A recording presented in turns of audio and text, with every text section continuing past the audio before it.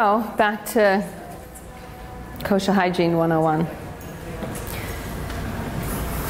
It's interesting to look back at the morning routine that we were raised with. Does anyone want to give me the example of how you were raised?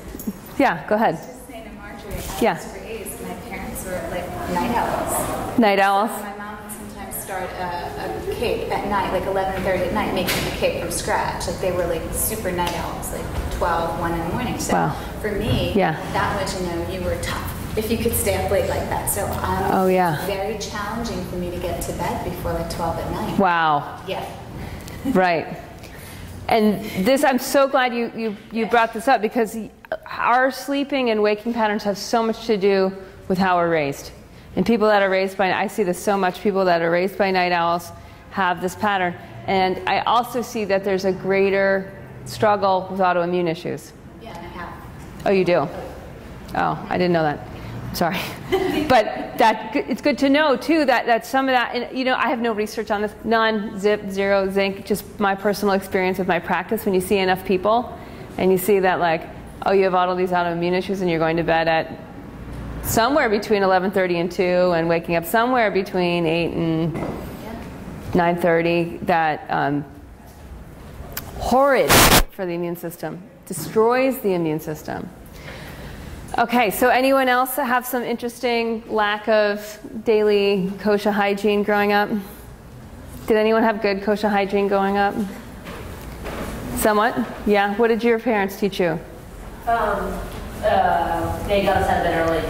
They got you to bed early? To bed early and out of bed early. We were kind of up and family, kind of walking, playing, running, stuff like that. Great, so wake up and move. Yeah. And wake up early and move. That's great. Anyone else learn good hygiene and parents? Regularity, like always going to bed exactly the same time I had to go, always woken up at exactly the same time every morning with a cup of tea and the curtains open. A cup of tea and the curtains open. Lovely.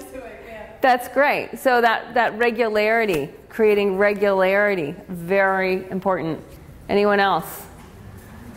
Yeah. I just want to share something that's so interesting. Like the timing was pretty regular, but like the first thing was like read the paper, read the newspaper. Get informed. Yeah. Know the bigger picture.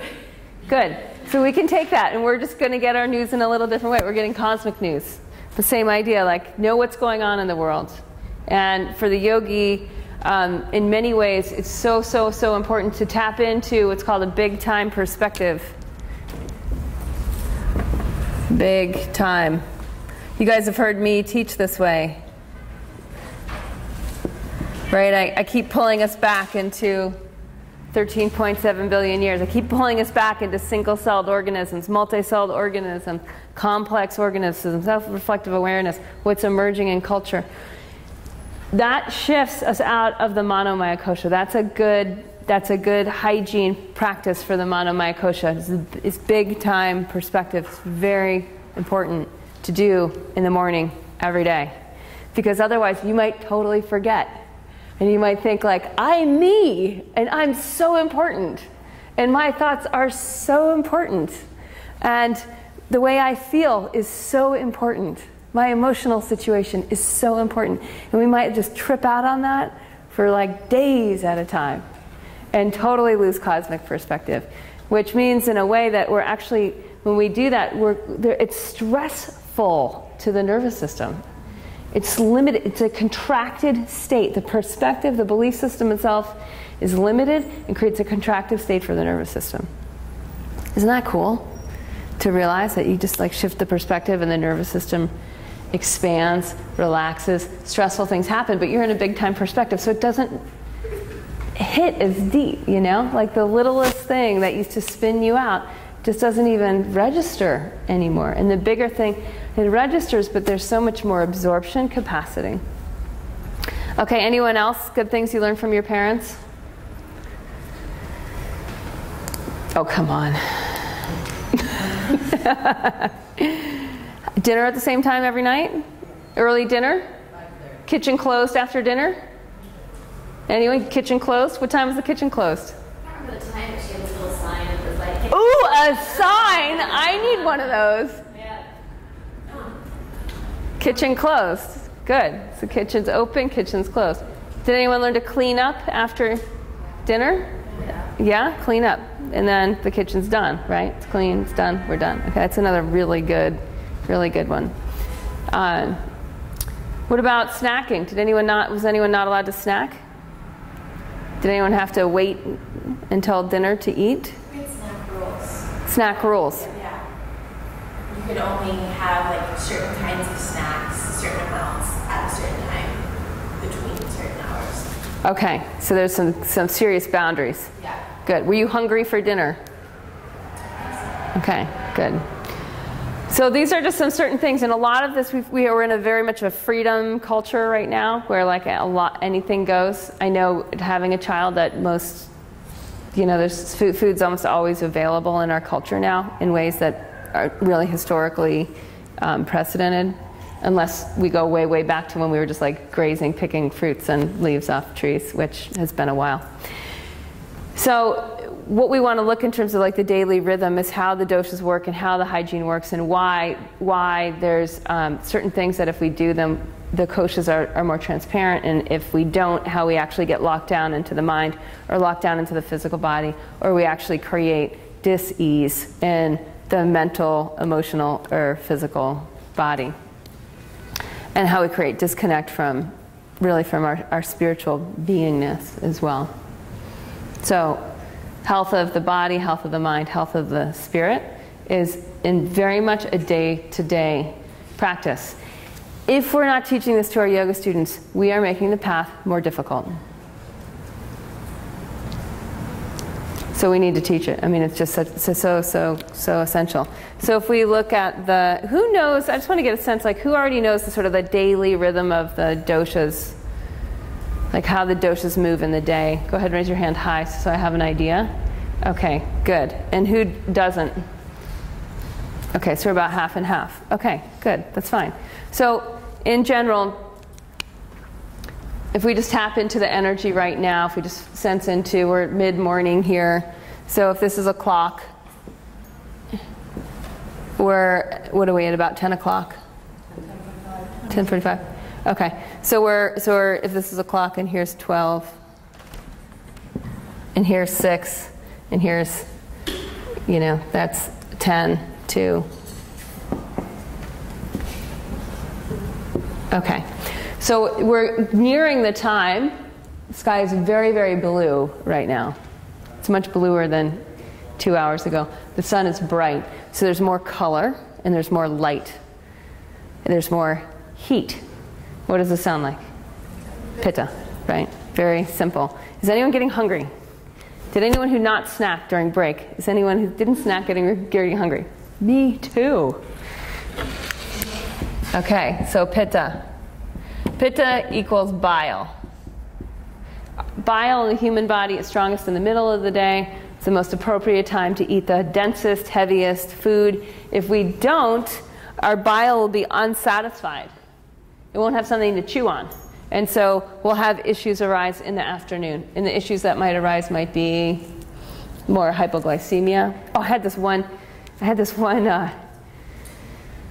school teacher, kindergarten teacher, and she was getting crazy hypoglycemic, crashing, moody, just ups and downs. It was creating an emotional roller coaster. And I said, can we just get you to eat 3 meals a day without snacking, just for like 1 week? And it's going to probably be hell. It's probably going to be hell week. But if we can do that and see if we can get you through this 1 week, then we can see what happens. Because she'd been trying all these different things and eating protein 6 times a day and stuff that's actually kind of hard to do if you're not eating protein bars and you're trying to be really conscious about how you're getting your freshly cooked meat and beans. It's a hassle. So 1 week, and it was hell. She was up and down emotionally, physically, headaches, the whole deal. And then after a week, her bile stabilized. It took a week. It doesn't take much longer than that. Many, many people have done this. But it's a simple thing that if we don't feed the bile all at once, sitting down, comfortable, in a relaxed way, then our body can't stabilize for the 24-hour cycle. Bile is strongest in the middle of the day for a 24-hour cycle. That is the best time to really nourish yourself. In a lot of the yoga texts, you'll see they'll eat like once a day at noon. right? In yoga ashrams in India, one main meal in the middle of the day, have a piece of fruit and tea at night, have a piece of fruit and tea in the morning, and it's just very, very simple. I'm not recommending you all do this, but it's just good to know that that way of eating is very, very easy on the digestive system. The digestive system is also working in binary code. Hungry, full, satiated, right? Hunger, satiation cycle. Just like your inhale, exhale. You notice when we were working in that practice, you started to spread out your inhale and exhale. You started to make them further apart. The inhale more and more full, the exhale more and more empty, and that creates health. Just that pulsation starts to stretch everything out. It starts to make the cells more alive. The same thing's true with the hunger satiation cycle, which has been totally thrown out the door in our culture. And for most of our families, it's been thrown out the door. Like any parent that has a kid that's in somewhat of a normal preschool, elementary school is like fighting the snack system. Because they have built-in snack times. They eat breakfast, they go, they have snack. And then they have lunch. And then they have snack. And then most parents will actually feed their kid then on the way home instead of having them wait to dinner. It's totally amazing. We're like raising a world of snackers. And what that does is make the blood sugar go whoo, whoo, whoo, whoo, whoo, whoo, and you never start metabolizing your fat tissue. To metabolize your fat tissue, which is a very slow, steady relaxation response in the metabolism, to actually get there, you cannot have any nutrients in your blood. Your blood sugar has to be low to metabolize your fat. So that's why it's so important to stretch out that binary code in the hunger satiation cycle. So is that what happens when you do the cleanse? That like you metabolize the fat tissue because you're not really eating? That's how cleansing works. Cleansing in a lot of ways. I was reading Dr. Svoboda's book. He wrote it in the 80s. What is it called? Ayurveda for Health and Wisdom or something like that. It's not that. I can't remember. I'll bring it tomorrow. But he was talking about how like the first 2 days, like 2 days of fasting are like draining a bog. Like say you want to plant some like rice. First you have to like drain the bog. And it's just, your body starts to literally, that fire of digestion starts to digest the ama. It just starts to digest the body. It's very challenging to do, you know, and I go back and forth with fasting because I've been getting so much feedback on how many people have eating disorders that are in my detoxes, and it's like a lot of people can't go to extremes like that because they're still relating to this body in a more narcissistic way. And that's not necessarily a bad thing. It's just like they have to evolve out of that relationship to be able to just be like, this is the universal consciousness. I'm totally surrendering this form to optimization, however that happens, without having a personalized response to food. I mean, it's really out there. It's really different to take that next like giant leap. But if you can, and that's where Robert Svoboda writes from, because that dude is like, has anyone read the Agora series? Has anyone read those? He's like practiced with one of the most extreme tantric yogis in India. That was his guru for years and years. And his guru told him, you have to drink milk for 3 months before I can teach you anything. Raw cow milk, maybe a little buffalo milk. I think it was raw cow milk, you know. Monetize, it just clears your body. Milk's so deeply nourishing. If it's raw local milk and you're not lactose intolerant, it'll absolutely purify the body. A lot of the people from the Rudolf Steiner movement do the same sort of milk fasting thing. And, you know, not most of us, we're not in that realm of being like, oh, of course, whatever you say, Guru, I'll drink milk for 3 months exclusively and blah, blah, blah. And then fast to release any bogging from the body, etc. So it is totally effective. It's very hard to do due to our emotional attachments in our body and how that relates to our nervous system and whatnot. Yes? Could you speak a little bit about food and connection? Because food is a way that we all connect. And I don't think, I mean, it could be American, but I don't think it's worldwide, that we all connect to each other. We meet for a meal. We celebrate with family over a birthday cake. Yes. And you know, things like that. Like, you know, our lives are actually marked by getting together with food. Yes. So in the form of attachment to this body of food, as it relates to connecting to something bigger with food. Yeah, and connected to, well, we all have to eat, right? The body, and it's a joy, and it's a pleasure, and it's something too that, like, I don't know about you, but like preparing food for myself and preparing food for 3 or 4 people, there's not much time differential in there. Like it's the same number of steps with just slightly more ingredients, you know? And so there's that whole sense of also of like efficiency and community, and it makes sense for us all to do this together. I think most of the problems have honestly come in the like massive processing of food, just the post-industrial food revolution, which went into processed foods. And now at the dinner table, like you bring you and all your extended family members together, and chances are you and them do not enjoy the same food. I went out to dinner last night to a raw foods restaurant with a friend from college, and it was like really fun to look at the menu and be like, what do I want? There's really nothing that is gonna like make me feel like shit, you know? So I had a green juice, I had a green soup, and I had this tostada, and it was so fun to hang out with my friend and just relax and talk and drink water and take in all this green nourishment, and afterwards feel incredible, feel better than when I sat down, and you know, as it should be, right? And have no sort of like weird digestive heaviness or that sort of thing that you feel when you've been eating food that's more along what someone else is used to eating than what you're used to eating at home, etc. So I think what's happened is that something that used to be totally normal and totally fun and enjoyable now, because there's so much processed food in culture, including in our family culture, many of us were raised on it, many of our family members are still totally comfortable with it and feel totally fine on it. It's not as much of a relaxing, enjoyable experience for us. Is that anyone's experience? Is anyone not relating to what I'm saying? So it's like, it's tricky. It's totally tricky. A lot of the raw food people, because they deal with this in the most extreme way, right? Because they really don't eat what their families eat. And then like on that, there's also the high raw, low fat vegan people who just eat fruits and vegetables. And so like a meal for them might be like a head of lettuce and 10 oranges, and that really makes them feel great, and there's no processing around, and it's like, and that, you know, once, if you've done that for a while, it's really feels amazing. It's hard to violate by eating something like a turkey sandwich at a family get-together with some chocolate cake after. You know, I mean, it's just like can you see the differentials here? So what the body's used to in an ama-free zone where like kosher hygiene's at a max and there's like so much prana running through the body, to something where there's like a meal where there's literally, you're like, where is the prana? Oh, there's a grape. You know, I mean, that's the reality for a lot of people. So I don't know, it was interesting to hearing Dr. David Simon, who was an amazing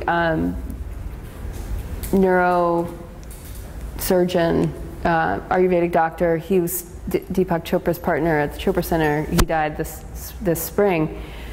And one of the last things that, like, pieces of media that he produced was just about like enjoying each other, enjoying eating together, relaxing around food, and you know, and just being together in nourishment. And I really think there's a great truth to that. I mean, I totally get that, and I also totally get that is, there's a lot of opportunity. What I try to do more than anything now is just get really clear in my higher priorities and what's going to make my body feel really good, and give myself some very strict guidelines around that. I had my sister's family and my folks and my brother were in town for like 2 weeks. It was an extended period of time. And I had to be really clear with myself, like, number one, no alcohol. Because my family drinks. And my siblings were very close in age, we're very similar. We'll go mountain biking for like 4 hours, come back, I'll start drinking beer. And I'm like, no alcohol. So what did I do? I bought cases of Pellegrino, sparkling Pellegrino. And so I'd like, my husband was so cute, he'd stick them in the cooler for me, and after the bike ride, he'd hand me the Pellegrino, and he was like handing whatever else the beers. And it's just like, this is what I'm gonna do. And I told them, you know, I just told them, like, I'm not drinking alcohol with everybody. And so little things like that, and my folks, you know, everyone's like drinking vodka tonics and all that. no one really knew I wasn't. I didn't have to make an announcement to anybody. I'm not drinking. They didn't know I'm drinking Pellegrino with like a slice of lime and maybe a shot of lemonade in there, just for kicks. But like, that's kind of what I do. And then I also I always say like, I'll bring the salad, and I'm always contributing what I can eat that other people will enjoy. And then, a little here. Most of my clients, I recommend like 80% stay on what you're normally doing when you're social, and then like the other 20%, just like be fine with that. But the problem is when we keep sacrificing our own ethics, when we keep sacrificing what our body's needs are, we're not going to make progress in health evolution, and if we don't, we're not able to influence culture. So there's just, you guys as yoga teachers are here for a reason. You're interested in optimizing health. You're into being in a body that is full of light, and it's just a very different body to maintain than a body that's not.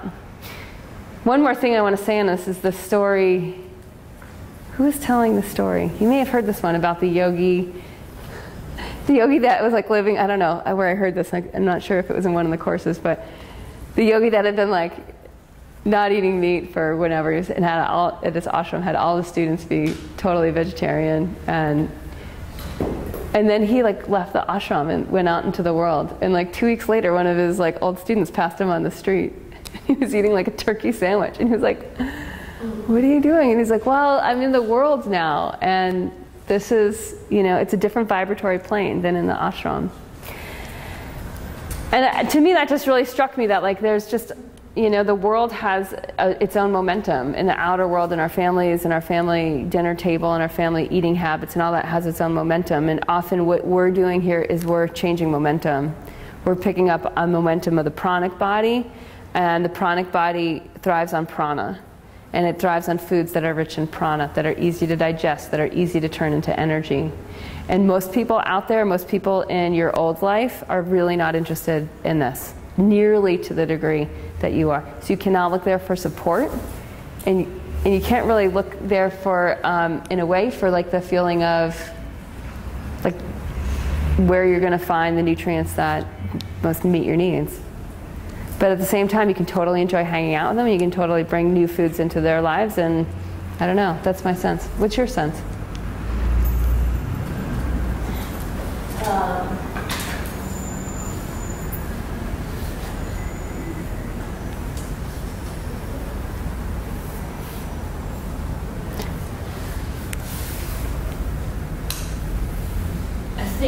I think my sense goes around just a deeper understanding that this, food, like you said, food is always available now. And this is the city of, 24 hours a day, always available. Yeah, and it's really good. It's really good. It's super tasty. You can get really good food at 3 o'clock in the morning, like really good restaurants still have their kitchens open. Wow. And so I think that we, and things are open. Like there isn't, the rhythm of this city is, I think, a 24-hour rhythm that you could, I think it's, you could easily have a rhythm that goes, sunrise to sunset, as you could, 12 o'clock in the afternoon to midnight. Right. Yes. Do the same thing. And my guess is many of your yoga students do. And a lot of people do, and I think that when you stand up in front of the room and say, like, you could feel better if you just shifted, I think part of it is like, there's this look, or, like, why? I don't have to. Right. And that's true. They don't. They don't. They don't. But it's also true that, remember the left side of the paper yesterday is like, autoimmune disorders are on the rise. Big autoimmune disorders are on the rise. Big time. Big time. So many of your students have immune disorders, and they might initially show up as allergies. They might show up as insomnia. They might show up as digestive issues. But eventually they call me and they're like, I have lupus and I had mono and I have very low energy and I don't know what to do. And by that time, it's really hard because the ojas is so burned up. The immune system is in tatters. And so it's true. You can live against the cycle. And you can even thrive living against the cycle out in like your 20s. You can do pretty okay. In your 30s, maybe kind of. By the time you're in your 40s or 50s, chances are you're going to have an autoimmune disorder.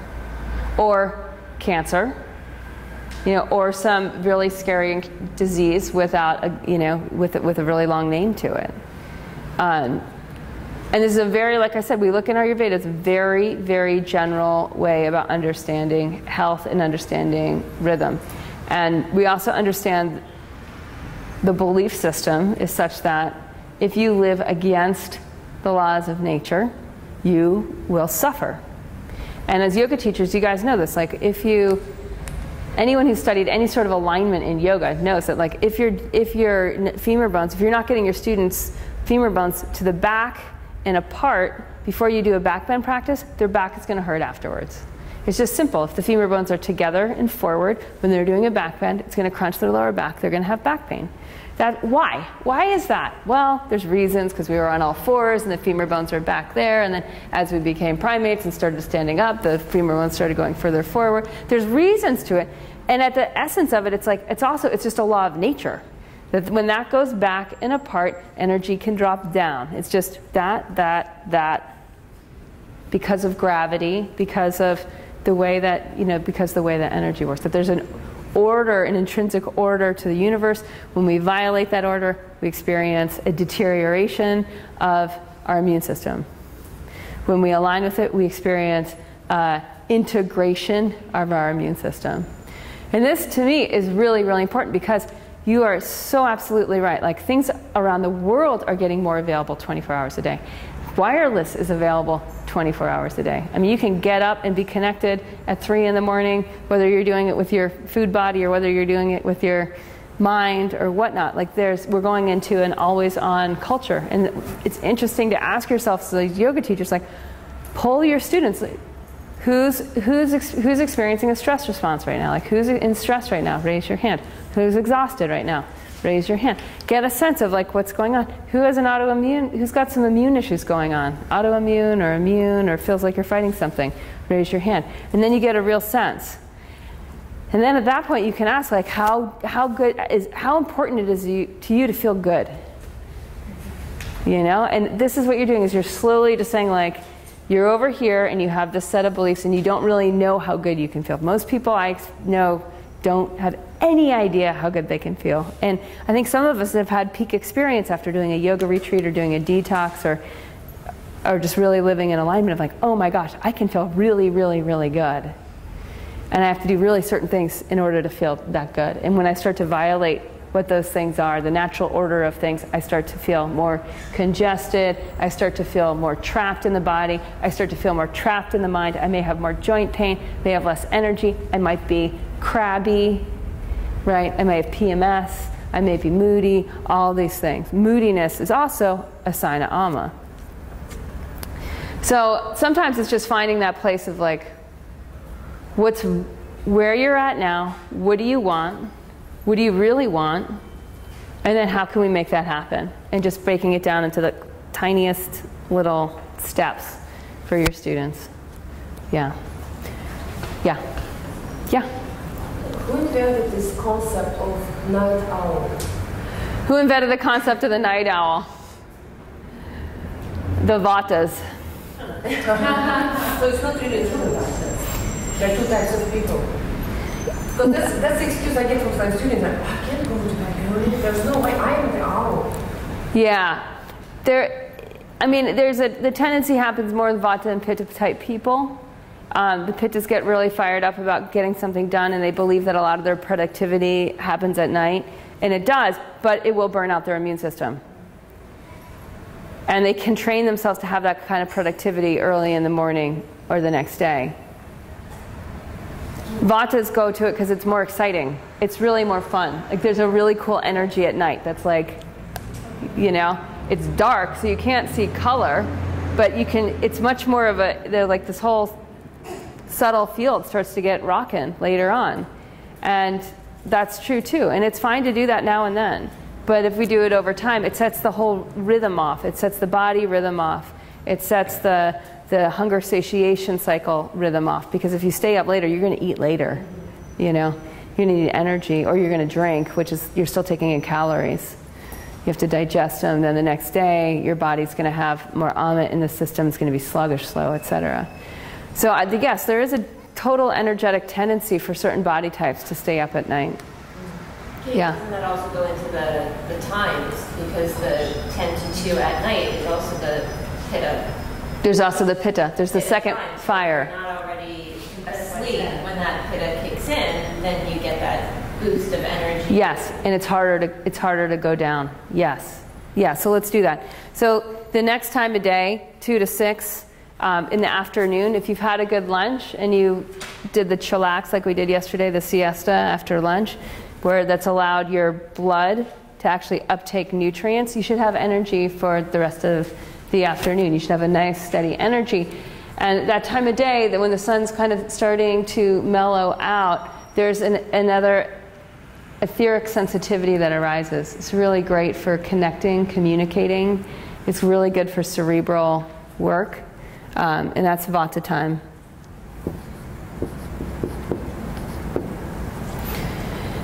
Often in this time we'll feel like if we haven't had a good lunch, we'll feel like we need a little something else.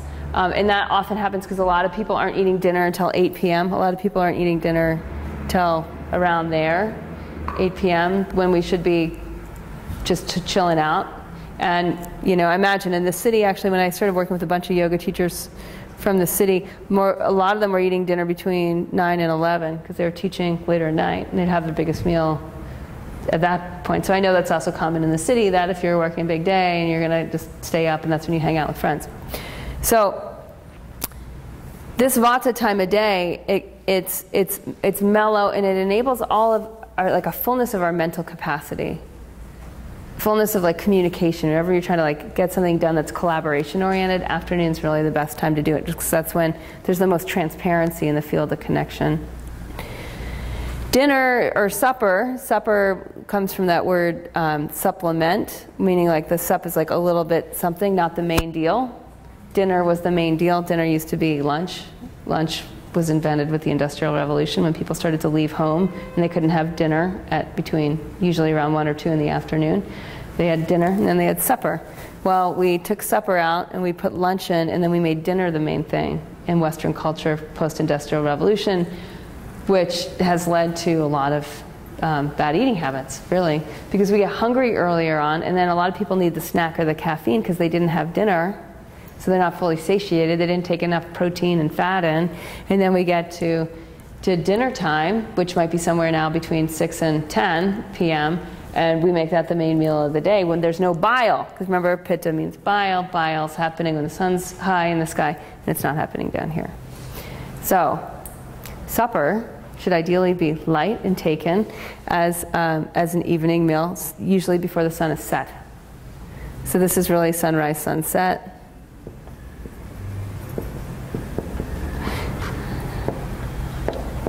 There's also, in that little video I just made, the Ayurvedic hipster household, I have the mom go do 20 minutes of pranayama before they eat lentil soup for dinner. And this is also a really good transition time. So for anyone who's like working and coming into the house, to give themselves a 5 to 20 minute transition phase where you tap back into the pranic body and you take nourishment from the pranic body. Most people wind down in our culture either through overeating or through alcohol. Right, and both of those, again, not so much alignment with health evolution. Really start to slow your yoga process and progress down a lot in your ability to align to your higher goals in your life. So this stuff is sort of very, very important, even though it's hard to do. Once we get some of the hang of it, we can start to feel it, and it starts to have its own momentum to pull us forward. The evening is when the sun goes down and the energy gets heavy. Anyone who's spent time out of the city and in the country and camping even, you might feel like, wow, the sun goes down and things start to get really slow around here. Especially camping, if you don't have any electricity, you'll feel your whole biorhythm slow down, and you'll realize, like, I'm tired, I want to go to sleep. And it's important to do that. And like you said, like before you get that second wind. So that is a heavier, more dense time. That's the time of kapha. And if we can go to bed, if we can like wind down somewhere between 8:30, I like 8:30 and 10. Usually then we can be asleep by 10 very easily. As soon as we start to push that boundary and we're on email till 9:30 or something like that, it's going to be harder to wind down. If we're watching TV past 8:30, it's going to be really, we're taking in so much stimulation. I mean, it's really wild to think of how many like images we're taking in, how much sound, how much excitement that we're taking in if we're watching a movie or watching TV. Especially before bed, and it's really hyper-stimulating for the mind. The mind is not used to this kind of stimulation. If you go back a few hundred years, it was like maybe the neighbors came up to the porch and you had a chat. And then they strolled away and you had tea and went to bed, right? It's pretty mellow. So you just want to really take that into account. Like, what is your nervous system, what is it capable of in terms of how much you can really take in and process in a way that is in alignment with what you really want. And if you're finding yourself being overwhelmed or exhausted, or you feel like you're burning out as a yoga teacher and you don't have the energy that or the enthusiasm that you want to have for your students, then I would really look at that what are you taking in, especially what are you taking in a time of day when energy is going down. Energy is going down. Cough is water, brings energy down. And so looking at that and saying, am I bringing my energy down enough? Early enough. And as you do, you'll wake up the next day like, I'm so psyched to teach people what I know. You know, and it's just it's such a different feeling than like, oh my gosh, I'm already overwhelmed. I feel like I'm, running 10 minutes late already. You know, can you feel the difference in that? It's a very different pranic body experience. Okay, so then second wind, middle of the night, the pitta bile cleanses, it detoxes, the heat molecules actually like detoxify the interior of the body, the organ body, and help to move waste out, so that in vata time there's naturally a descending movement in the colon, and you should naturally wake up and have a bowel movement. Often people are constipated too in our culture because they're simply eating too late at night, and then their bowel pattern gets off because their body's digesting food at night. It's digesting food in the pitta time instead of digesting toxins. You can either digest food or toxins. Your body cannot do both at the same time. So, vata time, the clarity, the subtleness, it's the most transparent time. The body is the most malleable. The 5 koshas are the most malleable. They're the most changeable. There's the most transparency between the koshas in that time, which is why we wake up and do our spiritual practices early in the day. And we tap into this much larger field because 1, it's more accessible, and 2, it sets us up for the whole rest of the day. And then after our practices, we naturally go into kapha time in the morning. We'll want to eat enough to get us through to lunch, but be very hungry by lunch when our body has the power of bile. And kapha is strong and dense. So if we're gonna, if you're gonna climb a mountain, you'd start early in the morning, right? If you've got like a bunch of, if you want to clean your apartment, you'd start early in the morning. You'd want to get that done then, when you have the whole day in front of you and there's a lot more strength. If you're gonna like start a big project, you want to do that earlier in the morning and have that as a morning thing. Yeah. So the morning time is really not a very good time to do email. Right? Email's connection and communication. Afternoon's going to be better than for email. Has anyone ever had that experience of like, okay, I have a few hours, I'm going to get this thing done. I'm going to check my email first. And then all of a sudden it's like, you just feel behind the rest of the day because you didn't do your project first.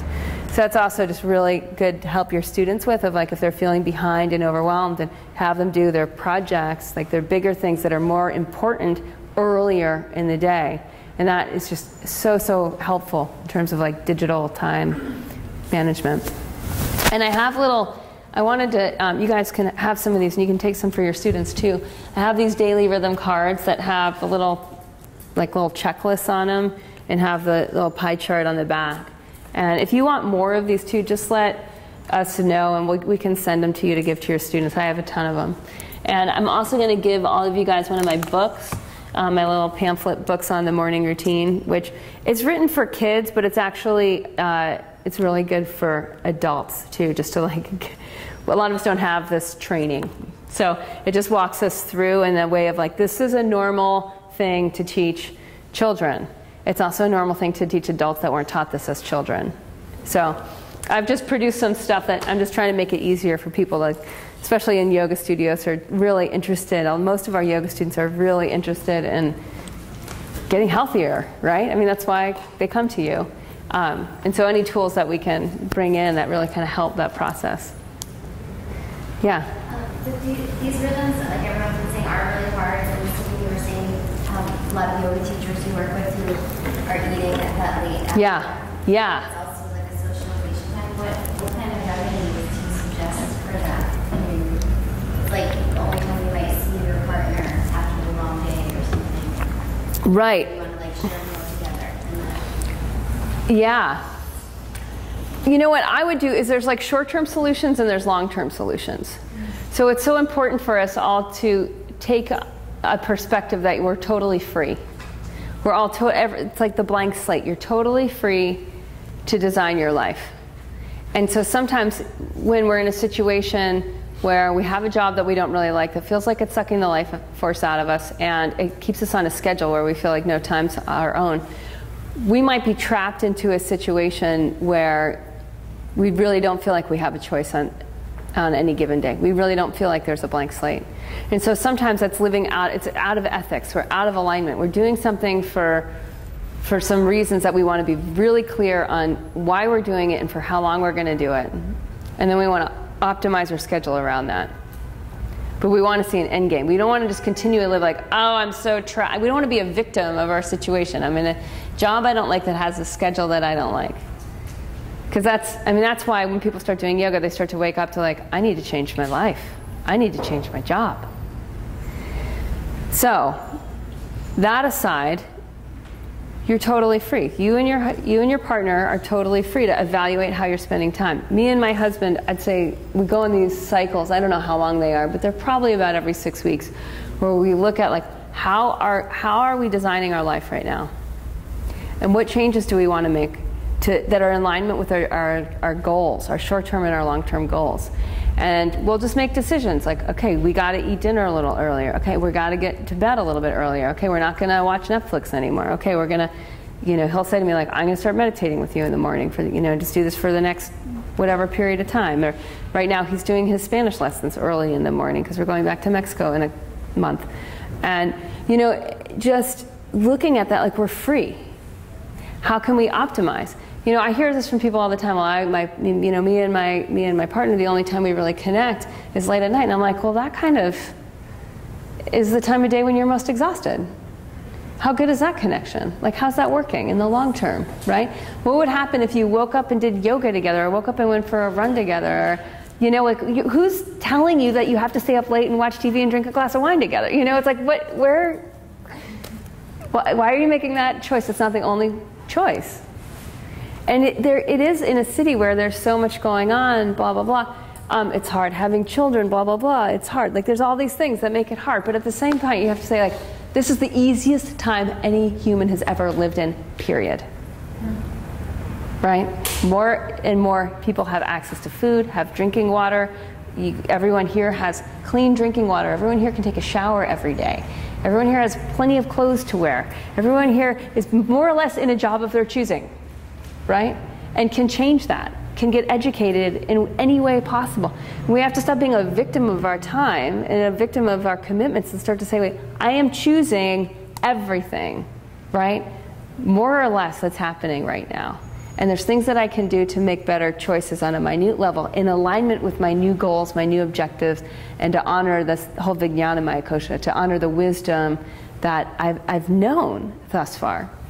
And that's hard, but when you can have those kind of conversations with your partner, they truly are a partner now. Like, they truly are like, yeah, how can we do this together, instead of just being someone that's actually like a drag against where you're trying to go. Yeah, and we look at and talk about this stuff all the time in my household. If there's like anything's off, I have like the standard, like my kid can't have a runny nose sort of thing. Like, if my kid gets a runny nose, it's like, stop and drop everything. And like, what are we doing that's out of alignment? Because I just can't tolerate it. There's absolutely no reason for that. Our household rhythms are out of balance if that happens. If she's cranky at all, moody at all, not lovely and wonderful and personable and caring, then it's like we are clearly out of alignment because it shows up as moodiness. And the same thing's true with my relationship with my husband. If either of us have an emotional edginess, it's like we just stop, try to point it out in a kind way and say, like, what can we do to realign our schedule? Because so much of it is just that. And then we're really not taught the degree to which this daily rhythm, the dinacharya, is important. And most of your yoga students have no idea of this, and they don't necessarily know that their PMS is related to their day-to-day routine.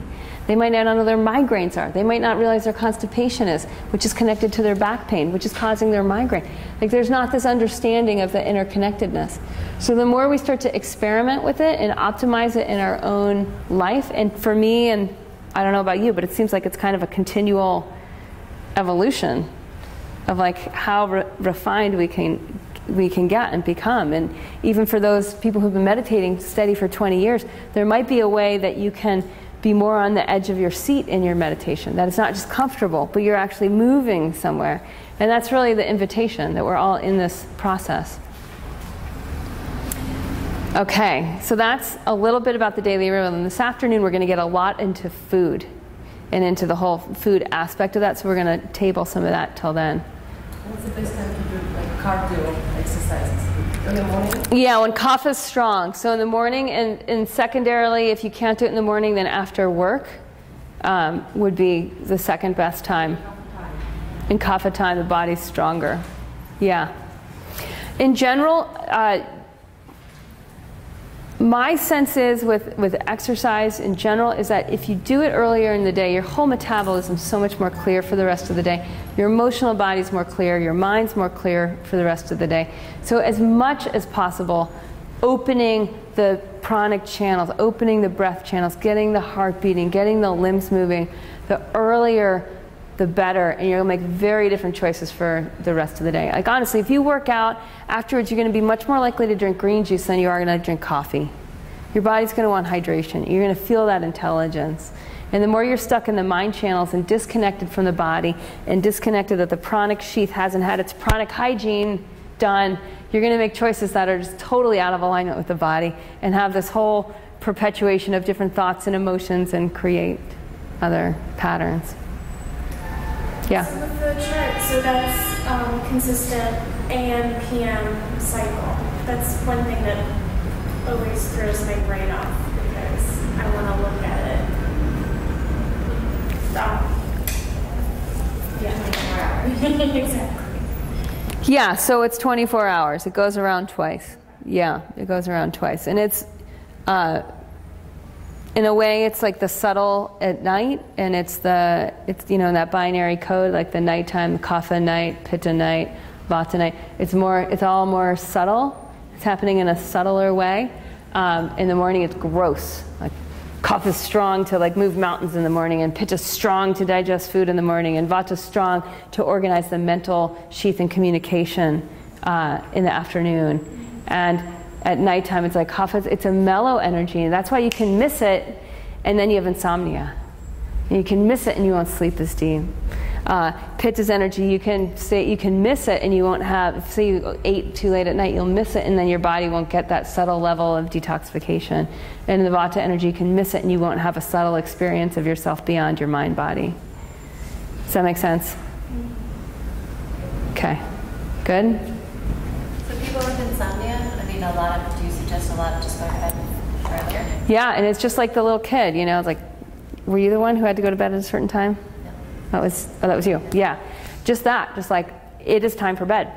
You know? And as adults, it's really hard to put these kind of boundaries on our freedom, but like my mother has bad insomnia and trying to deal with it. Oh, as a mom, yeah. My mother. Oh, your mother. Yeah. It's really, kids do really well. Vata is very much balanced by rhythm.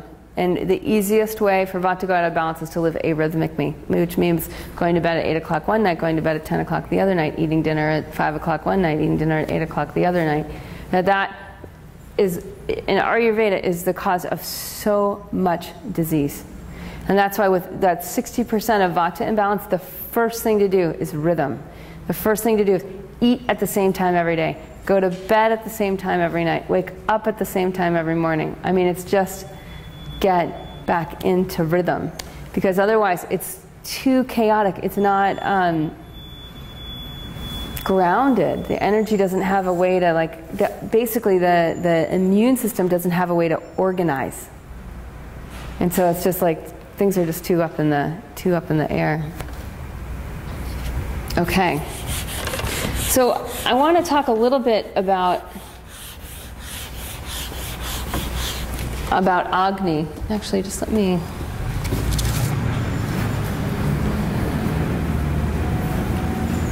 You know, before we do, actually, I wanted to have us do this exercise more as an experiment. We're going to go into groups of 3 for about 10 minutes.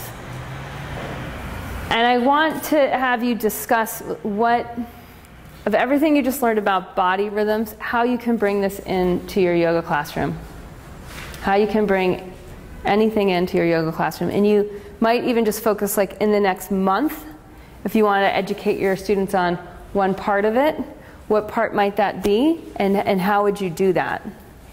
And I want to do this because I'm really curious as to what you guys are going to figure out.